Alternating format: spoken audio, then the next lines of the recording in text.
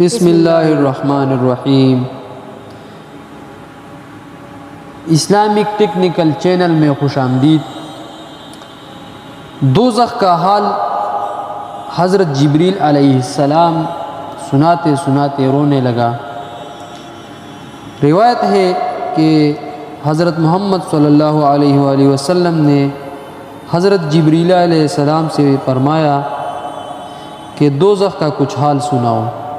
کہنے لگا، اے پیغمبر خدا، وہ انتہائی سیاہ اور تاریک ہے، اگر سوئی کے سوراخ کے برابر بھی اس کی آگ باہر آ جائے تو روئے زمین کی ہر چیز جل جائے گی، اور اس کے کپڑوں میں سے کوئی کپڑا اگر زمین و آسمان کے درمیان لٹکا دیا جائے تو زمین والے اس کی بدبو سے مر جائیں گے، اور اس کی زقوم کا ایک قطرہ اگر زمین پر ڈال دیا جائے تو زمین والوں کے تمام اسباب حیات تباہ ہو جائیں گے۔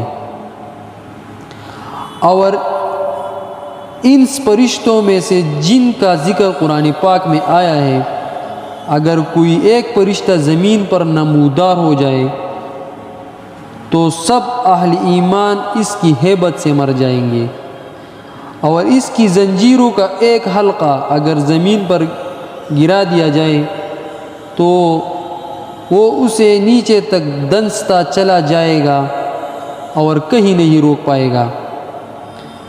حضرت محمد صلی اللہ علیہ وآلہ وسلم نے ارشاد فرمایا، جبریل بس کافی ہے، اور رونے لگے، اور جبریل علیہ السلام بھی رونے لگے۔ رسول اللہ صلی اللہ علیہ وآلہ وسلم نے فرمایا، جبریل تم کیوں روتے ہو؟ تمہارا تو اللہ تعالیٰ کی ہاں بہت اونچا مقام ہے۔ جبریل علیہ السلام نے کہا، یا رسول اللہ، مجھے کیا بھروسہ کہ میں اللہ تعالیٰ کے ہاں اس مقام پر رہوں گا یا نہیں؟ مجھے بھی ہاروت و ماروت اور ابلیس کی طرح کسی امتحان اور آزمائش میں مبتلا ہونا پڑے۔